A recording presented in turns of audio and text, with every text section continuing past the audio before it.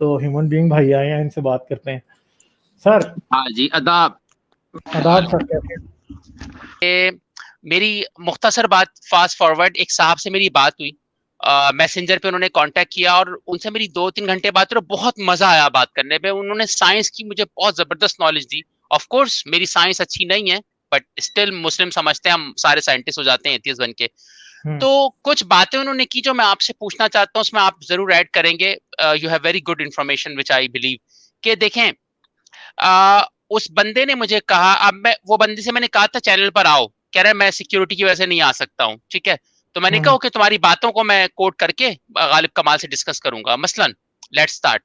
पहली उसने बोला कि जो इवोल्यूशन है ना, उस जो इंसान हम हमेशा, खासतौर पे ये मजहबी लोगों के लिए कॉल शायद अच्छी हो, जो समझते हैं कि यार ये सब अजूबा हो कैसा रहा है, कायनात चल कैसे रही है, कोई तो होगा। बट उसने कई चीजें मेरी बड़ी अच्छी क्लियर की, बहुत आसान लफ्जों में। मिसाल के तौर पर उसने जैसे कहा इवोल्यूशन में जो 3 चीजें बड़ी इंपॉर्टेंट थी इंसान के आज इंटेलिजेंट बनने में। नंबर 1, इंसान एक फोकस कर सकता था अपनी आंखों से किसी चीज पर। मुर्गी नहीं कर सकती क्योंकि उसको हर वक्त खतरा है कि उसको खा जाएगा। इंसान की एक तो आई फोकस इंपॉर्टेंट था। दूसरा, हाथ उसके इंपॉर्टेंट थे कि वो हाथ से उठा के चीज को ऑब्जर्व करने लगा था, जिससे उसकी लर्निंग प्रोसेस हुई। तीसरी बड़ी जबरदस्त उसने बात की, जिसपे मैं आपका कमेंट लेना चाहूंगा। उसने बोला इंसान बिल्कुल लाखों साल पहले जानवरों की तरह रहता होगा, लेकिन जब उसने आग सीखी, वो भी पिछले होमोसेपियन से आग बनाना सीखी थी, उसने नहीं, जब आग तो होमोसेपियन से पहले ही सीख गया था ना, तकरीबन आज से कोई शायद को 1 मिलियन ईयर्स पहले इंसान आग जला रहा था, जो भी इंसान का था। राइट। तो बहरहाल जो आग सीखी, उससे जो खाना पका के इंसान ने खाना पकाना शुरू किया, उससे उसको टेस्ट भी आया खाना पकाकर। और जो पेट की सारी एनर्जी खाने को हजम करने में लगती थी ना, वही एनर्जी दिमाग पे लगने लगी, जिससे इंसान इंटेलिजेंट होता गया है। ये बात मुझे बड़ी जबरदस्त लगी वाकई यार। देखो, जो जानवर होते हैं बेचारे खाना पका के नहीं खाते खाना, तो उनका सारी एनर्जी दिमाग पे नहीं लगती ना, उनका दिमाग का प्रोटीन नहीं बढ़ता, वो सारा एनर्जी पेट पे लगता है। लेकिन हम लोग खाना पका के खाते हैं, इसलिए हमारी सारी जो एनर्जी शिफ्ट होती है ब्रेन पे, इसलिए ब्रेन बढ़ता चला गया है। क्या ख्याल है आपका इस बात पर? सर बिल्कुल ठीक है। मैं पहले एक बात अक्सर करता होता हूँ चैनल पे, पहले भी मैंने की है कि जितने भी मैमल्स हैं ना, उनके गर्दन में 2 शरेयानें जा रही होती हैं, 2 से ज्यादा जा रही होती हैं, 2 इंपॉर्टेंट होती हैं। एक दिमाग को जा रही होती है, एक जबड़े को जा रही होती है। समझे? जबड़े जी को जी। एक जा रही होती है। अब इंसान जबड़े को जो है ना, वो खून की बड़ी शरेयान जा रही होती है, क्योंकि उनको एक स्ट्रांग जॉ चाहिए होता है बाकी जानदारों को। इंसान में और दिमाग को छोटी जा रही होती है। इंसान में रिवर्स है, इंसान में जबड़े को छोटी जा रही होती है, दिमाग को बड़ी जा रही होती है। और उसकी वजह यही है कि इंसान जो है वो खाना पका के खाने लगा था। उसको ना पौधों का सेलुलोज तोड़ने के लिए, ना गोश्त की प्रोटीन्स को तोड़ने के लिए स्ट्रॉन्ग स्टमक एसिड की जरूरत थी बहुत ज्यादा, ना स्ट्रॉन्ग जॉ की जरूरत थी जो कि चीजों को चबा के प्रॉपरली और मैदे तक पहुंचा सके। उसको नहीं थी जरूरत पका के खाने की वजह से। इसी वजह से फिर क्या हुआ इन द एंड कि इंसान का जो जबड़े की जो वो जो दिमाग को शरेयान जाती थी पहले, जारी बात है वही होगी ना, चिंपैंजीज में भी आज तक वही है। ठीक है, तो वो बदल गई, बड़ी जब दिमाग को जाने लगी तो दिमाग फिर स्ट्रांग होने लगा। जाहिर बात है, ज्यादा खून दिमाग को मिल रहा है, न्यूट्रिएंट्स दिमाग को ज्यादा मिल रहे हैं, तो दिमाग जो है वो बढ़ने लगा। तो दिमाग बढ़ते बढ़ते फिर जाहिर बात है कि इंसान मजीद से मजीद इंटेलिजेंट होने लगा। तो डेफिनेटली आग तक पहुंचने के लिए भी जो है ना, ये अपोजेबल थम्स जो कि उंगलियों के ऑपोजिट जाता है, ठीक है, ये बहुत जरूरी है, ये भी पकड़ने के लिए ग्रिप। ठीक है, इवन के नियांडरटॉल्स के बारे में रिसर्च हुई है, नियांडरटॉल्स की ग्रिप ये थी, यूं करके वो यूं पकड़ते थे, वो यूं नहीं पकड़ते। ठीक है, वो यूं नहीं पकड़ते थे, वो यूं पकड़ते थे, यूं करके। ठीक है, तो ये भी थोड़ा बहुत डिफरेंस। अब इस डिफरेंस की वजह से क्या हुआ होगा, ये बात बिल्कुल रिसेंटली डिस्कवर हुई है, कुछ दिन पहले ये आई है, एक एक फाइंड के अंदर पता चली है ये बात कि वो उनकी ग्रिप डिफरेंट थी होमोसेपियंस से। तो अब जाहिर बात है हाथ बहुत इंपॉर्टेंट है, क्योंकि हाथ जो है वो टूल्स इस्तेमाल करने के लिए इस्तेमाल होते हैं।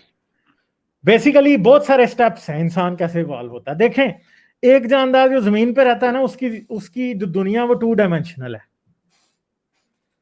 दिमाग का जो पहला बड़ा होना है ना, या दिमाग तेज होना, दूसरे जानदारों से ज्यादा चालाक होना बंदरों का, उसकी एक सिंपल सी वजह है, वो ये है कि वो 3 डायमेंशनल दुनिया में रहते हैं। ठीक है, उनकी दुनिया में दरख्त हैं ऊपर नीचे जाने के लिए भी, और वो 3 डायमेंशनल दुनिया में रहते हैं। इसलिए वो ही ऐसा एक जानदार था जिससे इंसान या इंटेलिजेंट स्पीशीज इन्वॉल्व हो सकता था। पहले जब दरख्तों पे रहते थे तो बाजू बहुत जरूरी थे, बाजू बड़े होते गए, स्ट्रांग होते गए, और बाजू इवॉल्व होते गए ज्यादा से ज्यादा, और उंगलियां ये 5 इवॉल्व हो गई, ये कुछ भी कर सकती हैं। बंदर का हाथ भी तकरीबन वो सब कुछ कर सकता है जो इंसान का हाथ कर सकता है। मगर क्या हुआ, फिर एक वक्त वही टेम्परेचर और वो क्लाइमेट चेंज हुआ, और जो जिधर अफ्रीका में हम रहते थे उधर क्या बन गया मसला, वहां पे वो इलाका थोड़ा ड्राई हुआ। पहले वो जंगल था, वो क्या बन गया, ग्रासलैंड बन गया। जब वो ग्रासलैंड बन गया तो हमें दरख्त से उतरना पड़ गया।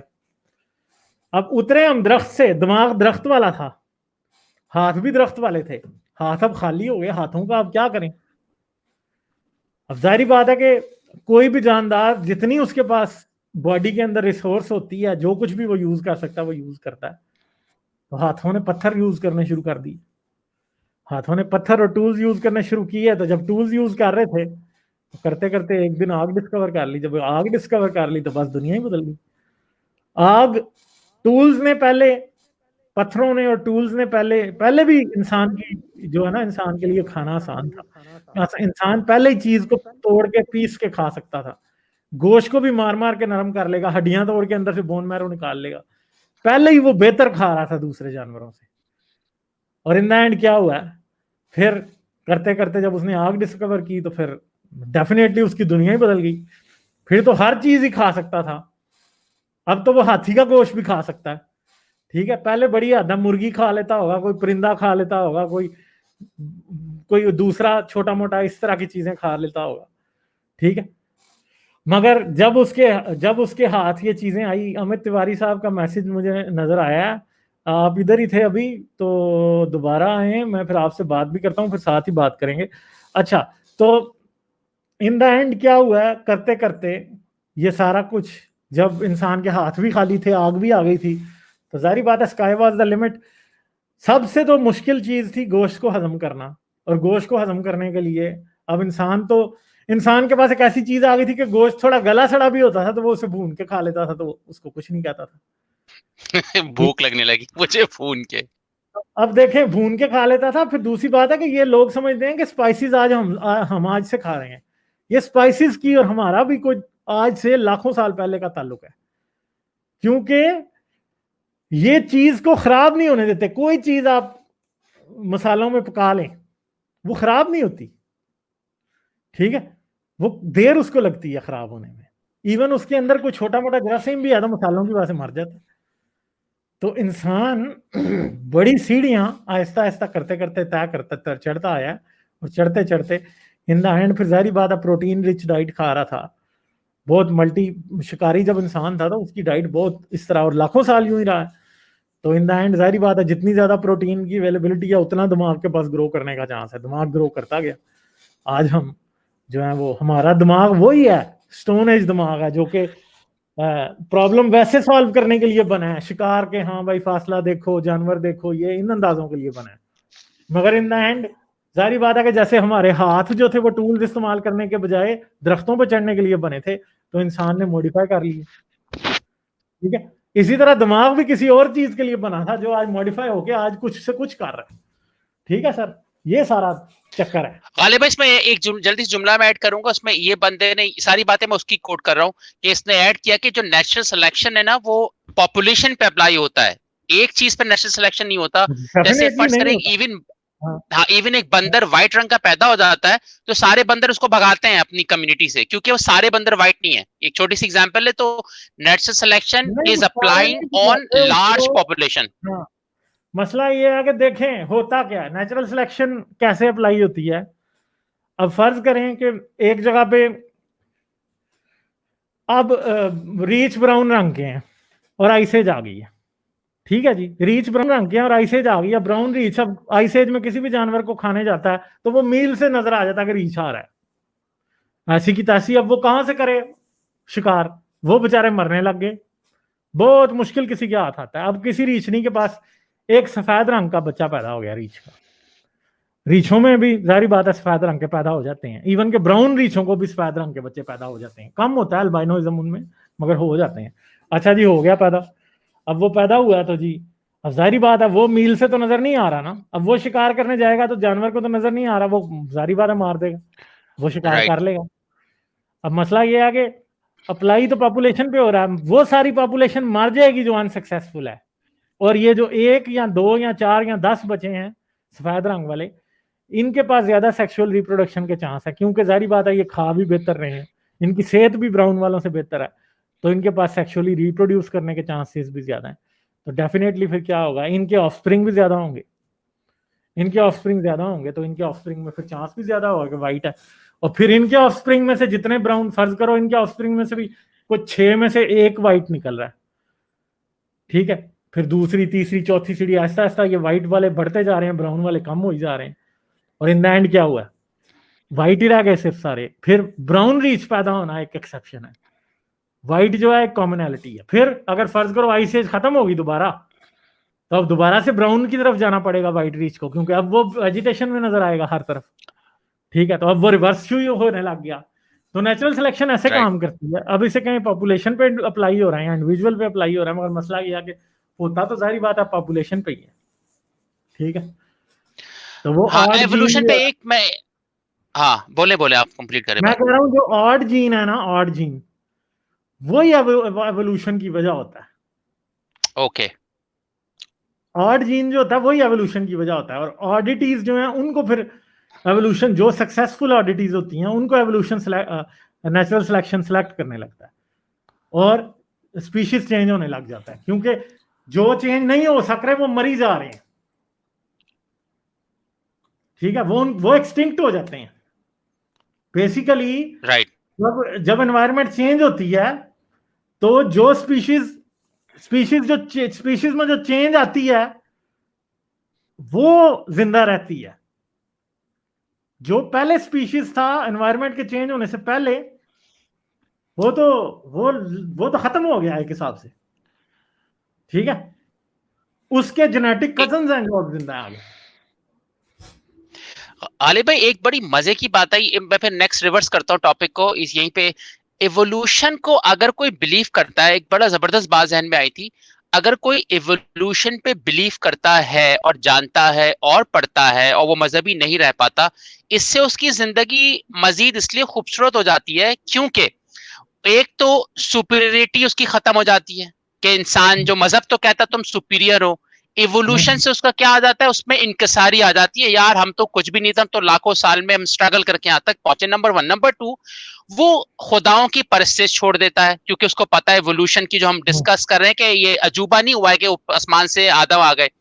तीसरा एक और होता है कि सेक्स लाइफ उसकी बड़ी सान हो जाती है। जैसे हम देखिए इवोल्यूशन, एक बात मैं सोचता हूं, ये कहना हम छोड़ दें कि हम इंसान है, यार हम तो हैं एनिमल किंगडम से ना, तो एनिमल की जैसे सेक्स की नीड होती है, बिल्ला बिल्ली मगरमच्छ सब कर रहे हैं ना सेक्स, तो हमारे अंदर ऐसा क्या है कि हम सेक्स नहीं कर सकते कंसेंट के साथ। रिलीजन इवोल्यूशन के अगेंस्ट काम करता है, आप माने या ना माने, इवोल्यूशन कहता है you are animal, you have sex desire, right, लेकिन रिलीजन कहता है नहीं, निकाह करो तो और सेक्स करो, तो ये तो बिल्कुल अननेचुरल हुआ ना। तो इवोल्यूशन को समझ के, अच्छा नेक्स्ट जो इंपॉर्टेंट बात थी जो मैंने उससे पूछी, मुझे बड़ी मजे की लगी, मैं एक जुमले में ऐड कर देता हूं। मैंने बोला अच्छा भाई ये जो सारी कायनात है ये चलो बन गई, इत्तेफाक हो गया, रिवॉल्व कर रही है ग्रेविटेशनल फोर्स की वजह से, राइट, मगर ये मेंटेन क्यों रहती है, ये मेरा सवाल था गालिब भाई उससे, कि ऐसा क्या है कि किसी दिन भाई कायनात का कोई कलेप्स कर जाए, जमीन गिर जाए कहीं, ऐसा मेंटेनेंस क्यों चल रही है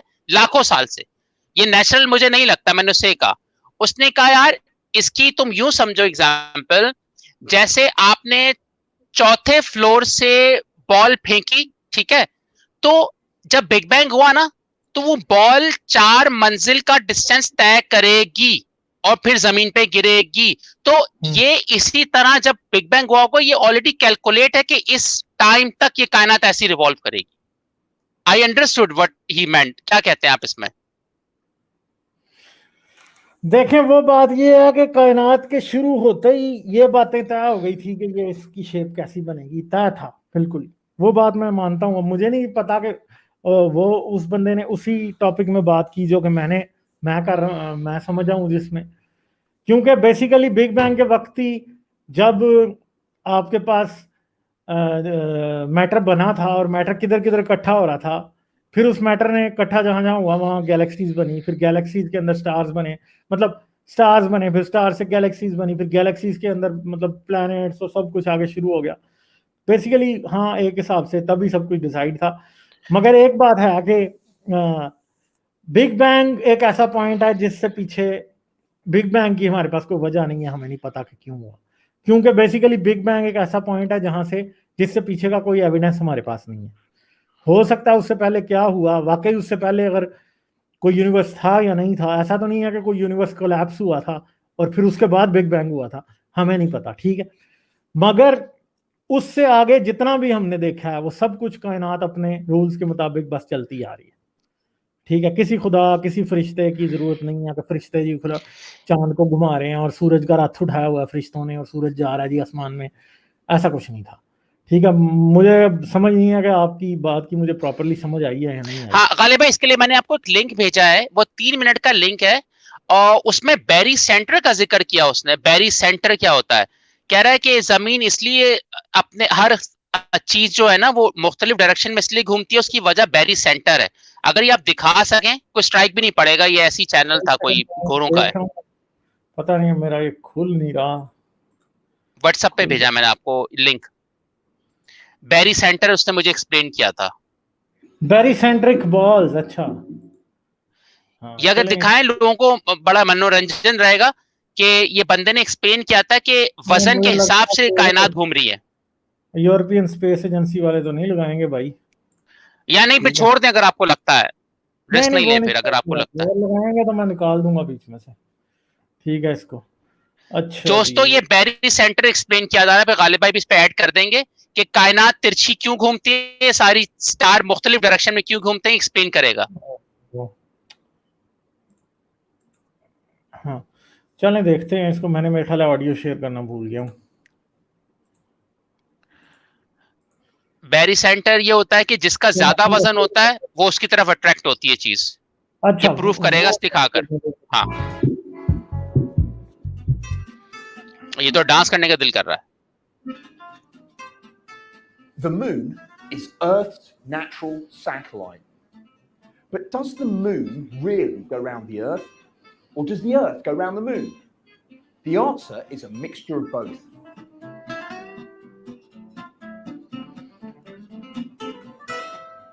With the Earth and the moon, they're actually both in orbit around. हाँ, वो सारी बात है, वो सेंटर होता है कॉमन।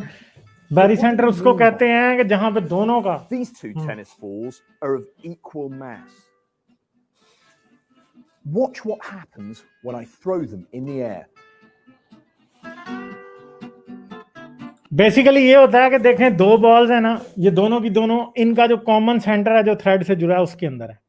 जितना बड़ा बॉल होगा, दो बड़ा, एक बड़ा और एक छोटे को आप करेंगे तो बेसिकली वो जो बैरी सेंटर है वो मजीद बड़े के करीब होता जाएगा। जितना बड़ा साइज होगा उतना उसके करीब होगा। यानी अगर एक बॉल बहुत बड़ा है और दूसरा बहुत छोटा है तो फिर जो बड़ा बॉल है उसके सेंटर ही पे लाई कर रहा होगा उसका सेंटर। तो अगर सूरज और जमीन की बात की जाए तो बेसिकली सूरज और जमीन असल में एक उनके दरमियान एक सेंटर बनना है, बैरी सेंटर जिसको कहते हैं।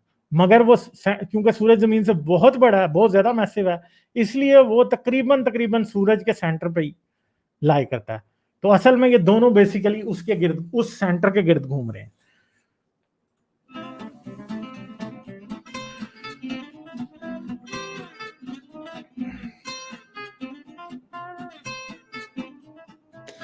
I've now got two more tennis balls, but with one big difference. This one is filled with lead. Now watch what happens when I throw this combination in the air. तो अब क्या है? जो ball lead से field है उसके गिर्द घूम रहा है, क्योंकि वो ज्यादा हैवी है, मास उसका ज्यादा है।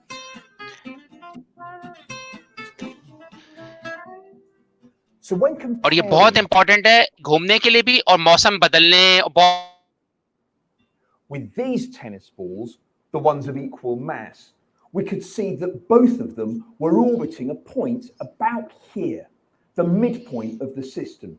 This is the center of mass of the system. It's the balance point of those two tennis balls of equal mass.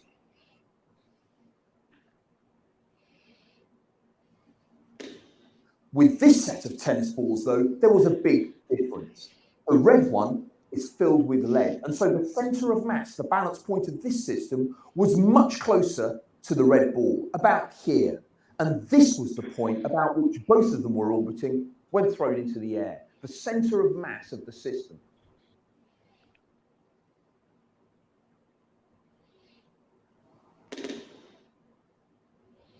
ये था आई थिंक।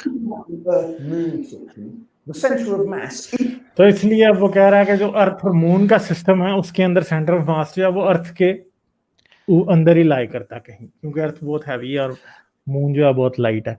तो अब मुझे वो बताएं आप वो क्या कह रहे थे, किस वजह क्या तो कायनात के हाँ मतलब ये कायनात की जो मेंटेनेंस है, बेरी सेंटर जो है, जो देखें आपको पता है करोड़ों सैयारे हैं, प्लैनेट्स हैं, उनके वजन की वजह से डिफरेंट डायरेक्शन से ये कायनात टकराती नहीं एक दूसरे से, जिसको theory of relativity I think बोलते हैं, if I am not wrong और नॉट मिस्टेकन, ग्रेविटेशनल फोर्स है ये, कि वेट का यहाँ पे बहुत इंपॉर्टेंट वो नहीं है, वो ये बात नहीं है। असल में मसला ये है कि देखें जब सोलर सिस्टम शुरू में बन रहा था ना तो हर चीज दूसरी से टकरा रही थी। अच्छा, सोलर सिस्टम जब शुरू में बन रहा था ना तो हर चीज दूसरी से टकरा रही थी, टकरा टकरा के आखिर में वही बचे कि जो दूसरे से नहीं टकराते थे। अब मसला ये है कि देखें होता क्या, प्लैनेट उस बॉडी को कहते हैं जो कि अपने इर्द गिर्द जितनी भी चीजें छोटी बॉडीज हैं उनको क्लियर आउट कर दे। क्लियर आउट वो कैसे करती है, या तो वो उनका ऑर्बिट चेंज कर देती है अपनी ग्रेविटी की वजह से, या फिर वो चीजें गिर के उसके अंदर उसका हिस्सा बन जाती हैं। जैसे जब सोलर सिस्टम शुरू में बन रहा था तो सोलर सिस्टम में छोटे छोटे मिलियंस ऑफ प्लैनेट्स थे, मिलियंस, पता नहीं कितने मिलियन होंगे, we don't know, even could भी बिलियन बॉडीज हो सकती हैं, बिलियन से भी ज्यादा हो सकती हैं। अब वो हर वक्त टकराते रहते थे एक दूसरे से। अब प्रॉब्लम ये है कि उनमें से जो थोड़ी बड़ी थी, जिनकी ग्रेविटी ज्यादा थी, आहिस्ता आहिस्ता जो भी उनके गिर्द गिर्द, अब जैसे जमीन का एक ऑर्बिट है उसमें वो घूम रही है, yes. और एक और छोटा प्लेनेट है वो इस तरह के ऑर्बिट में घूम रहा है। जिस दिन भी जमीन की ग्रेविटी की रेंज में वो आ गया, हाँ, उस दिन उसने टूट जाना है, और टूट गिरने के बाद उसने जमीन का हिस्सा बन जाना है। इसको एस्ट्रॉइड स्टार बोलते हैं, एस्ट्रॉइड बोलते हैं आई थिंक। नहीं सर, देखें ये प्लैनेटॉइड्स भी होते थे, अभी भी सोलर सिस्टम में बहुत सारे प्लैनेटॉइड्स हैं, डवार्फ प्लैनेट्स जिनको कहते हैं। प्लूटो के बाद को 50-60 तो अभी तक ये डिस्कवर कर चुके हैं, इसीलिए प्लूटो को उन्होंने डवार्फ प्लैनेट कह दिया, क्योंकि इतने सारे और हैं प्लूटो जैसे, तो प्लूटो को फिर क्यों प्लैनेट कहें, उन सबको भी प्लैनेट कहना पड़ेगा।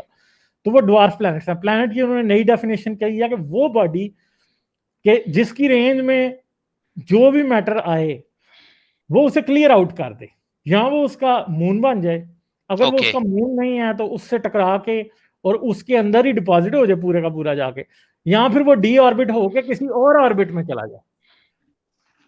ये एक बड़ी लंबी चौड़ी साइंस है बेसिकली।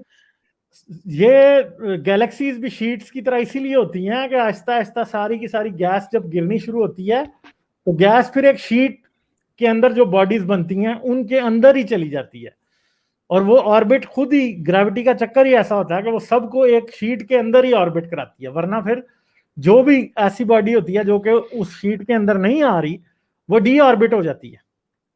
वो गैलेक्सी से निकल भी सकता है वो स्टार, गैलेक्सी से अगर निकला नहीं तो गैलेक्सी में तो खैर होते हैं यूं, जो ज्यादा पुरानी गैलेक्सीज होती हैं वो एलिप्टिकल गैलेक्सीज होती हैं जो कि शीट की तरह होती हैं।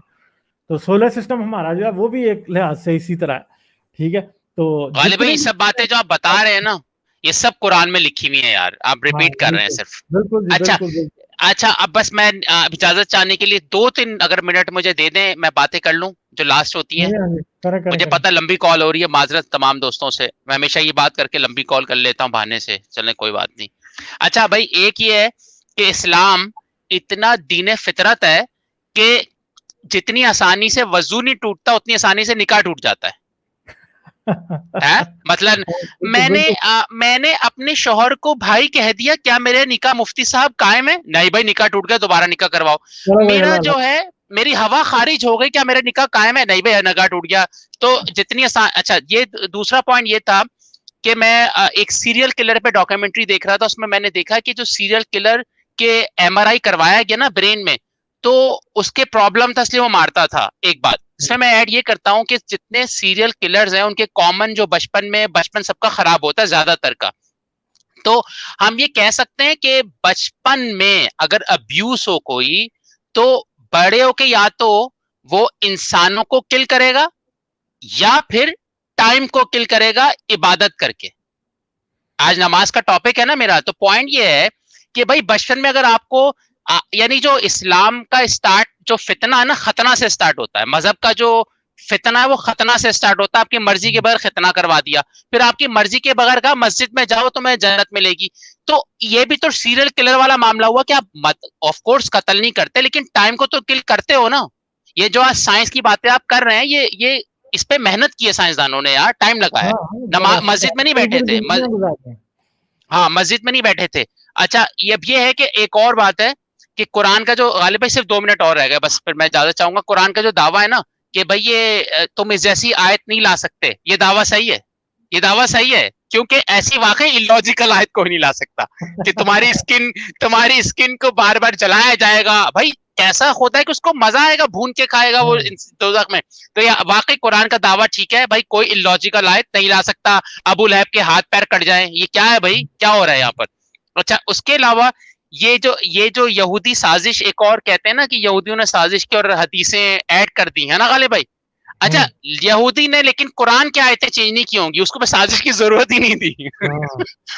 कुरान खुद ही इंसान हाँ उसकी जो साजिश है और खिलाफ एक साजिश है। नहीं मेरा पॉइंट ना ये एक और है कि यहूदी ने सोचा यार कुरान की जो आयतें चेंज करने का क्या फायदा, ये तो पढ़ के खुद ही बंदा वो हो जाता है, काफिर हो जाता है, तो उसमें क्या ऐड करे। तो ये साजिश, ये बात दावा सही है कि कुरान की वाकई आयतें यहूदी ने चेंज नहीं की। और लास्ट ये पॉइंट के क्या बोलते हैं, जो रिबेलियस, बस मैं आखिरी जुमला बोलता हूं कि जो रिबेलियस माइंड होते हैं ना, बगावत वाले माइंड, वो ही उन्हीं की वजह से आज ये कायनात दुनिया खूबसूरत है। जो लोग मान के चलते हैं ना अंधों की तरह, चाहे कोई भी थ्योरी आइडियोलॉजी मजहब, उनकी वजह से दुनिया में अच्छाई नहीं आती। जो रिबेलियस माइंड होते हैं, रिबेलियस माइंड हमेशा फ्री थॉट्स होते हैं। तो यही मेरा आखिरी पॉइंट था गालिब भाई। Thank you so much for your information. Okay thank you, bye bye.